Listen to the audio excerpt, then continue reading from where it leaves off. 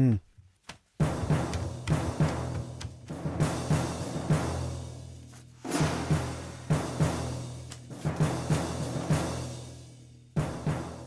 Mister Prabhakar, உங்கள் வாதத்தை ஆரம்பிக்கலாம். Thank you your honour. திரு சந்தோஷ் ராம்குமார் அவர்களை விசாரிக்க அனுமதிக்குமாறு தாழ்மையுடன் கேட்டுக்கொள்கிறேன். ப்ரொசீட். சந்தோஷ் ராம்குமார், சந்தோஷ் ராம்குமார், சந்தோஷ் ராம்குமார்.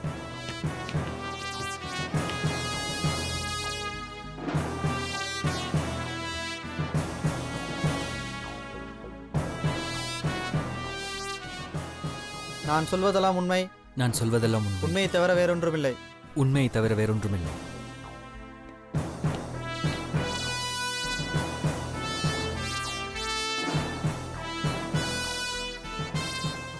சந்தோஷ், இப்போ உங்களுக்கு தெளிவாக கண்ணு தெரியுது இல்லையா? எனக்கு இப்போ கண்ணு நல்லா தெரியும். மிஸ்டர் சந்தோஷ், உங்களுக்கு கண் பார்வை திரும்ப கிடைச்சு எத்தனை நாள் இருக்கும்? ஒரு 1.5 மாதம் இருக்கும் சார்.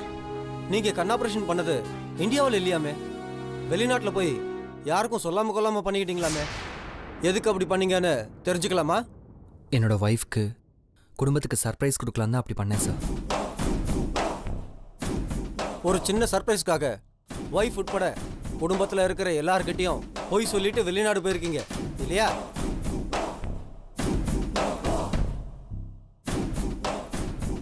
அப்படிலாம் இல்லை சார். ஆமாவா இல்லையா அதை மட்டும் சொல்லுங்க. உங்க ஒய்ஃப் கிட்ட போய் சொல்லிட்டு தானே போனீங்க?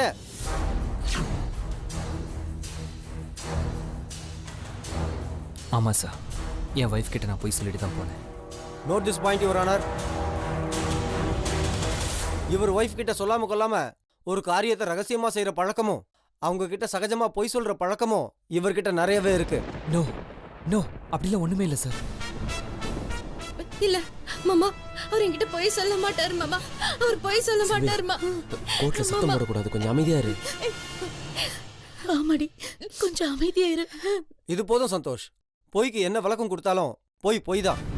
சார், நான் போய் சொன்னேன், ஆனா அதுக்கு காரணம் இருக்கு. மாயா, நம்ம வக்கீலு முதல் பாயிண்ட்லயே பின்றாண்டி. சரி சந்தோஷ், அதை விடுங்க. அதெல்லாம் ஒரு பெரிய விஷயமே இல்லை. இப்போ நாம ஒரு முக்கியமான விஷயத்துக்கு வருவோம். சார், நான் இன்னும் சொல்லியே முடிக்கல. சரி, நீங்க சொல்லி முடிச்சதுக்கு அப்புறம் நீங்க உங்க மனைவி கிட்ட பொய் சொல்லலன்னு உங்களால ப்ரூவ் பண்ண முடியுமா?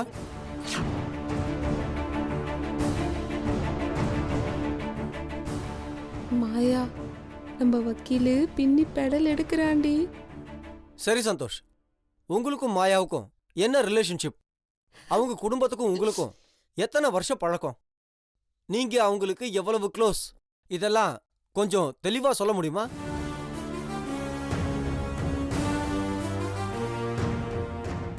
என்னோட சொந்த மாமா பொண்ணு தான் மாயா. எங்க அப்பா அம்மா இறந்தப்போ எங்க மாமா அத்தை தான் என்னை வளர்த்தாங்க. சரி, போன மாசம் வரைக்கும் நாங்கள் எல்லாம் ஒரே குடும்பமா ஒரே வீட்டில் ஒன்றா தான் இருந்தோம். அதுக்கப்புறம் தான் அவங்க என்னை ஏமாத்தினாங்கன்னு தெரிய வந்தது. அதனால தான் அவங்கள வீட்டை விட்டு வெளியே அனுப்பிச்சிட்டேன்.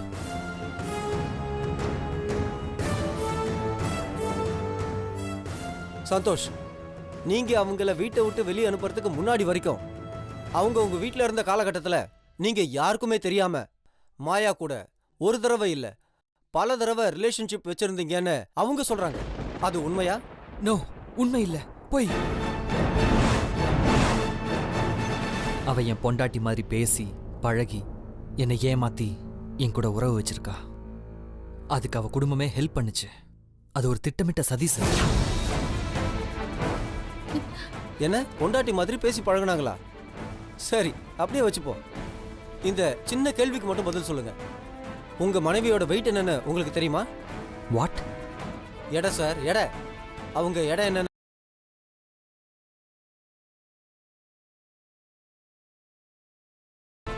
65 kg இருப்பாங்க சார். அவங்களுக்கு இது வரைக்கும் நீங்க ட்ரெஸ் வாங்கி கொடுத்துருக்கீங்களா? அதெல்லாம் ஏன் கேட்குறீங்க? கணவன் மனைவிக்கு ட்ரெஸ் வாங்கி கொடுக்கறது ஒன்றும் தப்பு இல்லையே, சொல்லுங்க. வாங்கி கொடுத்துருக்கேன். அப்போ உங்களுக்கு கண்ணு தெரியாதப்ப கூட அவங்களோட ஹைட்டு, வெயிட்டு, அவங்க போடுற ட்ரெஸ்ஸோட அளவு எல்லாமே உங்களுக்கு தெள்ள தெளிவா தெரியும் இல்லையா? என் மனைவியை பற்றி எனக்கு எல்லாமே தெரியும் sir. Kindly note this point your honour. அவர் மனைவியோட ஸ்பரிசத்துல இருந்து உடல் அமைப்பு வரைக்கும் எல்லாமே கண்ணு தெரியாதப்பவே இவருக்கு தெளிவா தெரிஞ்சிருக்கு.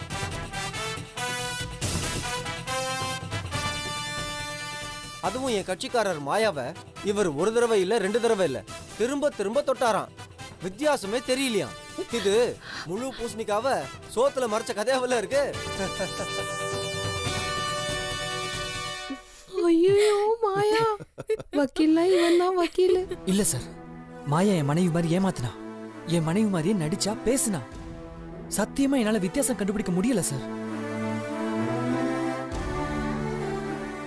நீ எவ்வளவு வேணா கத்து, அதெல்லாம் ஒண்ணும் செல்லாது. அக்கா சரி. அது மட்டும் இல்லை your honour, just a minute.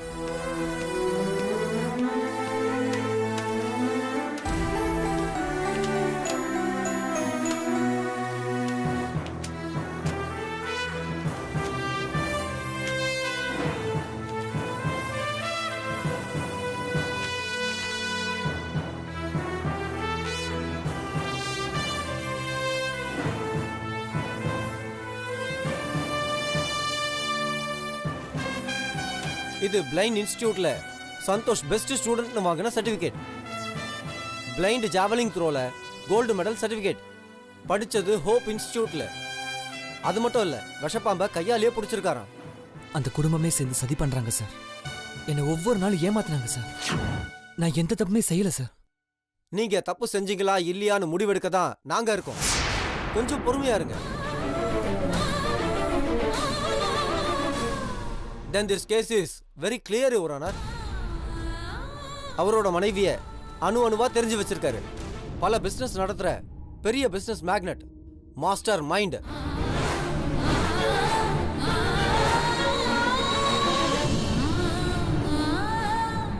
இவரோட ராஜதந்திரத்தை எல்லாம் யூஸ் பண்ணி குள்ளநரி மாதிரி யோசிச்சு தன் மனைவிக்கே தெரியாம மாயாவை யூஸ் பண்ணிக்கலான்னு பார்த்திருக்காரு. பல தடவை மிரட்டி இருக்காரு, திரும்ப திரும்ப கற்பழிச்சிருக்காரு, பிளாக்மெயில் கூட பண்ணிருக்காரு. நோ நோ யுவர் ஆனர், இதெல்லாம் போய்.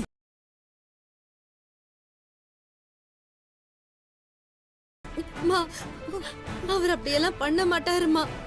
பொய் சொல்றாங்க மாமா. இப்போ ஒரு பாயிண்ட்ல உண்மை வெளியே வந்ததும் எங்க தன்னோட மானம் போயிடுமோன்னு பயந்து பொய் சொல்றாரு யுவர் ஆனர்.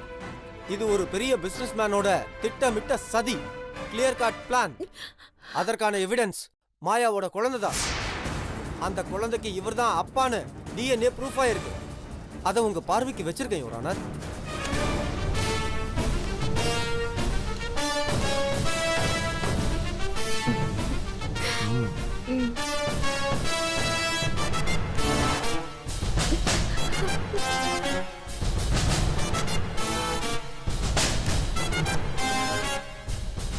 மாயாவோட குழந்தைக்கு அப்பா நீங்க தானா?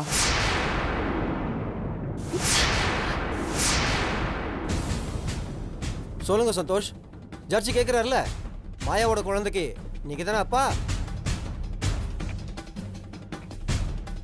ஆமா, அது என் குழந்தை தான்.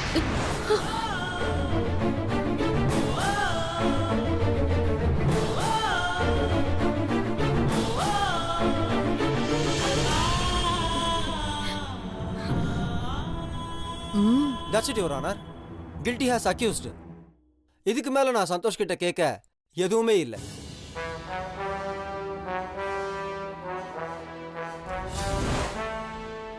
ஐயோ, சினிமா பாக்குற மாதிரி இருக்கு.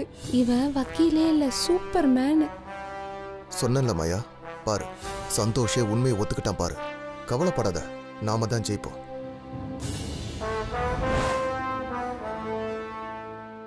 எதிர்க்கட்சி வக்கீல் குறுக்கு விசாரணை செய்ய விரும்புறீங்களா?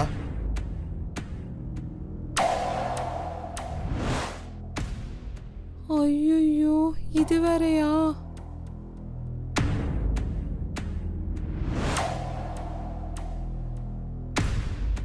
No, Your Honor.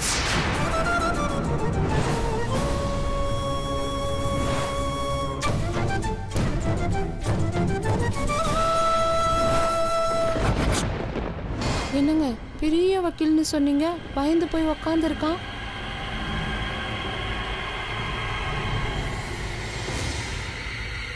Court is urgent. மாமா எதுவுமே சொல்லலையே. அம்மா செல்வி, எதுவுமே என்னன்னு சொல்லலையே கேட்போம். மாமா. நீ வா. மாமா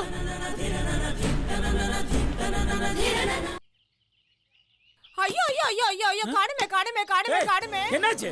யோ நீ எல்லாம் ஒரு போலீஸ் ஆயா? என்னாச்சு உனக்கு? ஏன் உயிர் வர மாதிரி போலீஸ் கரை வீடுன்னு கூட பார்க்காம எவனோ வாசல் வச்சு கொடுத்து தூக்கிட்டு போயிட்டாயா? என்னது? ஏன் வீட்டுல திருட்டா? டேய் யாரா அவன்? எவனுக்குடா இவ்வளவு தைரியம்? என் வீட்டு குடத்து மேல கை வைக்கிற அளவுக்கு அவ்வளவு தைரியமாடா உங்களுக்கு? மரியாதையை எடுத்து கொடுத்த கொடுத்துருக்க. இங்க பாருடா, 10 எண்ணுவே நானு. அதுக்குள்ளார எடுத்து கொடுத்த கொடுக்கல, அப்புறம் நான் மனுஷனாவே இருக்க மாட்டேன். சொல்லிவிட்டேன். நீ 10 எண்ணறதுக்குள்ள குடத்தை திருடினவன் அடகு வச்சுட்டு காசை வாங்கிட்டு வீட்டுக்கு போயிட்டே இருப்பான். கண்ணு நீ கொஞ்சம் வெயிட் பண்ணு கண்ணு. திருடன நானு ஜிபிஎஸ் வச்சு கண்டுபிடிச்சிடுறேன். கிழிச்ச பொண்ண மதிச்சு டிவிஎஸ் 50 குடுக்கறதுக்கே யோசிச்சாங்க. இதுல ஜிபிஎஸ் தராங்களா? போயா சட்டி மாதிரி தின்ட்டு உட்காந்துட்டு டிவி பார்க்காம போய் ஓடி ஆடி என் குடத்தை தேடுற வழியை பாருப்பா. கண்ணு நான் வேணா உனக்கு புதுசு வாங்கி தரவா? யோ என்ன கொலைக்காரி ஆக்காத. அது எங்க அம்மா எனக்கு சீதனமா கொடுத்தது. அத்தோட திரும்ப வந்தா நான் உன்னை வீட்லயே சேர்ப்பேன். இல்லனா வீட்டுக்குள்ள வராதப்பா. மா என்னங்க சத்தம்? ஏய் அதான் குடம் இருக்குதல்டி. அப்படியே மண்டையிலே போட்டேனா தெரியுமா? இது நான் போன வாரம் வாங்குனது பிளாஸ்டிக் குடம். நான் சொல்றது எவசில்வர் குடம் எங்க அம்மா எனக்கு சீதனமா கொடுத்தது. அத மட்டும் இப்ப கண்டுபிடிச்சிட்டு வரல. ஆத்தா காலியாத்தா மாரியாத்தா இனி ஒண்ணும் பண்ணிராதப்பா. ஒன்னு குடத்தோட வர இல்ல ஸ்டேஷன்லயே படுத்து தூங்கிடுறேன். அம்மாடி கையில குடம் கிடைச்சா போன் பண்ணுமா. என்னை காப்பாத்துமா. கிளம்பியா? ஐயோ ஐயோ ச்சே விடு கையில. சொந்த வீட்ல திருடினவனே பிடிக்க துப்பு இல்ல. இவெல்லாம் என்ன போலீஸ்? சரி உன் குடத்தை நீ எங்க தான் வச்சு தொலைச்ச?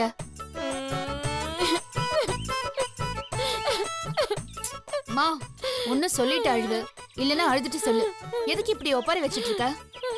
குடத்தை இங்க வாசல்ல தாண்டி வச்சுட்டு போனேன். 10 நிமிஷம் கூட ஆவல.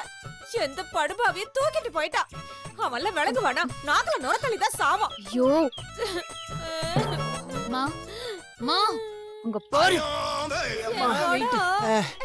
அக்கா எங்க ஊத்துறது? ட்ரம்லயே ஊத்திருங்கப்பா. சரி தம்பி ட்ரம் அங்க இருக்குடா. எது ட்ரம்னே தெரியலடா. அம்மா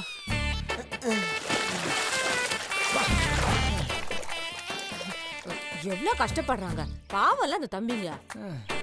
போடா. இதுக்கு மேல முடியாதா சாமி? அக்கா அவனை விடுங்கக்கா. அவன் கிடக்க நான் லூசு பைய. உங்களுக்கு இன்னும் எத்தனை குடம் தண்ணி வேணும்னு சொல்லுங்க. கட கடன் ட்ரம் நிரப்புறோம். ஐயோ தம்பி நீங்க தான் குடத்தை எடுத்துட்டு போனதா? தெரியாம போச்சுப்பா.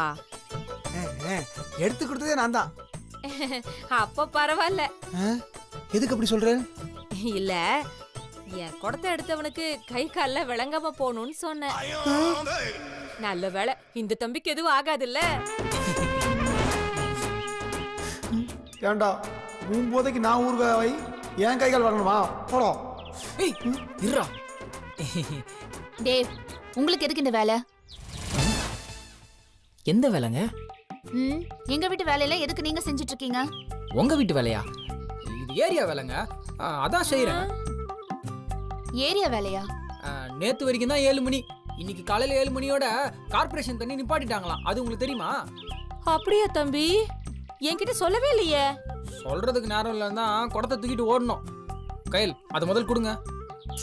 வேண்டாம் நாங்களே புடிச்சுக்கிறோம். உங்களுக்கு எதுக்கு வீண் சிரமம்? சமாளிக்கிறேன். சிரமமா? நாங்க வந்த காரணமே அதுதானே.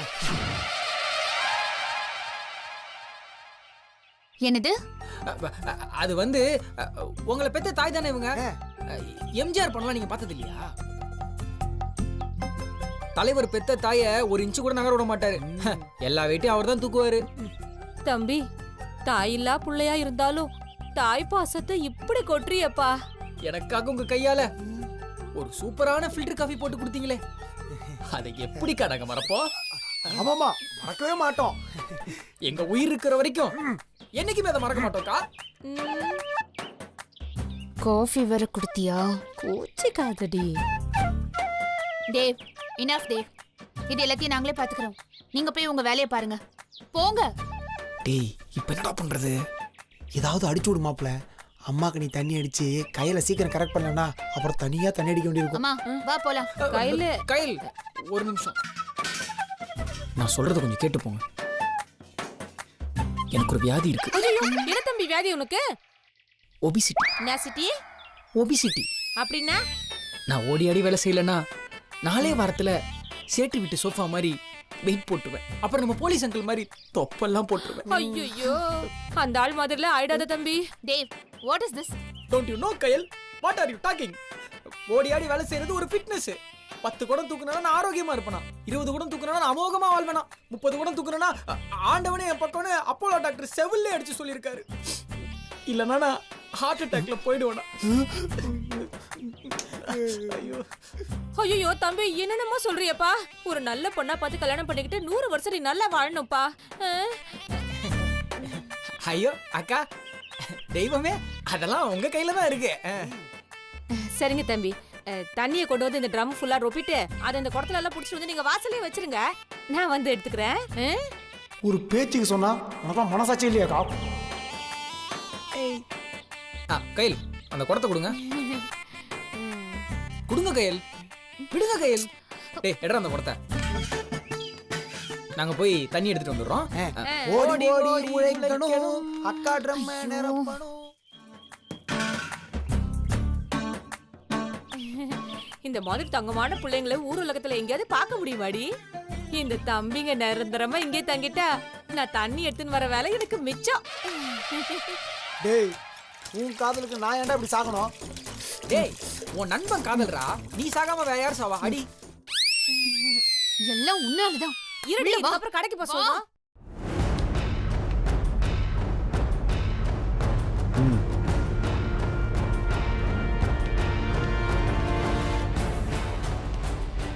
உங்க பக்கத்தின் வாதத்தை ஆரம்பிக்கலாம். யுவர் ஆனர், எனது கட்சிக்காரரை விசாரிக்க அனுமதி கோரி கேட்டுக்கொள்கிறேன். மாயா கிருஷ்ணகுமார், மாயா கிருஷ்ணகுமார், மாயா கிருஷ்ணகுமார்.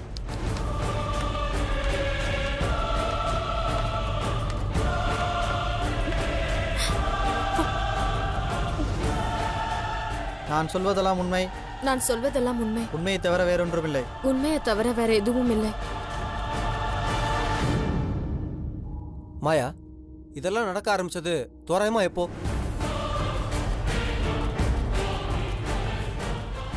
அதாவது சந்தோஷ் உங்களை தவறான முறையில் அப்ரோச் பண்ணது கல்யாணத்துக்கு முன்னாடியா இல்ல கல்யாணத்துக்கு அப்புறமா?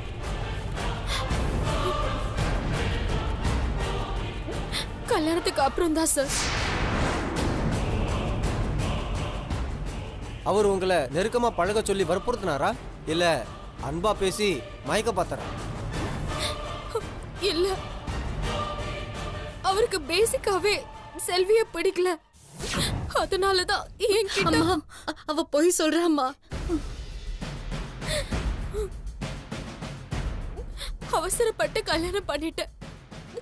தராதரம் தெரியாம ஏதோ மயக்கத்துல கல்யாணம் பண்ணிட்டேன். வீட்ல யாரும் இல்லாதப்போ என்கிட்ட வந்து அடிக்கடி ரொம்ப வருத்தப்படுவாரு.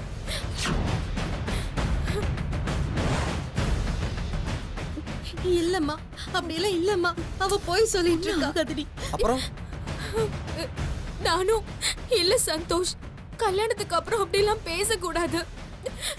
உனக்கு பிடிக்கலன்னா செல்வி கிட்ட சொல்லிடு. யாரும் இல்லாதப்ப என் கையை பிடிச்சு ஃபீல் பண்றது ரொம்ப தப்புன்னு சொன்னேன். அவரு எப்பவுமே நார்மலா உங்களை தொட்டுதான் பேசுவாரா? இல்ல சார், கல்யாணத்துக்கு முன்னாடி சந்தோஷ் அப்படியெல்லாம் பண்ணதே கிடையாது. கல்யாணத்துக்கு அப்புறம் அவருக்கு அவர் வைஃபை பிடிக்காம என்ன அப்ரோச் பண்ண ஆரம்பிச்சாரு.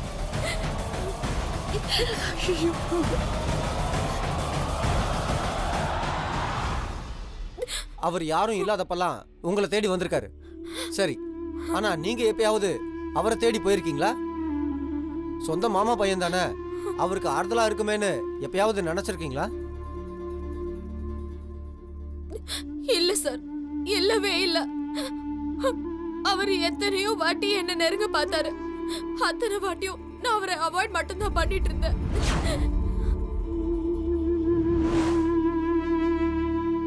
ஐயோ, பச்சைய போய் சொல்றாளே, அவன் நல்லாவே இருக்க மாட்டான், நாசமா போயிடுவான். அப்புறம் எப்படி பிரெக்னன்ட் ஆனீங்க? எப்படி அவரோட குழந்தைய சுமந்துகிட்டு இருக்கீங்க? துரோகம் சார், துரோகம். துரோகமா? நானா?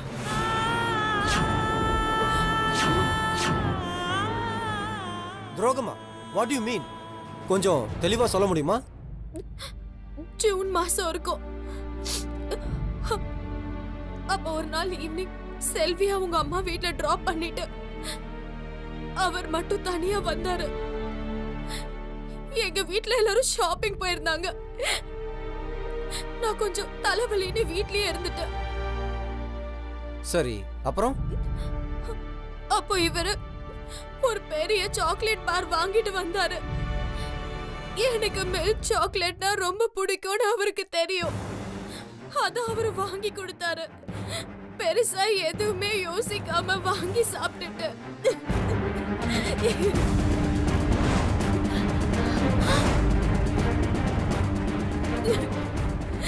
என் வீட்ல என் கூடவே வளர்ந்த சந்தோஷ் எனக்கு இப்படி ஒரு துரோகம் செய்வாரு நான் நினைச்சு கூட பார்க்கல.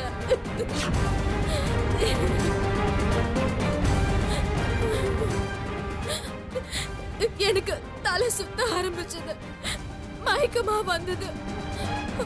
ஒண்ணும் இல்லைன்னு சொல்லி பெட்ரூம்க்கு கூட்டிட்டு போயிட்டாரு. நான் வேணாம்னு சொல்லியும் என்னை என் விருப்பமே இல்லாம ரேப் பண்ணிட்டாரு. இல்ல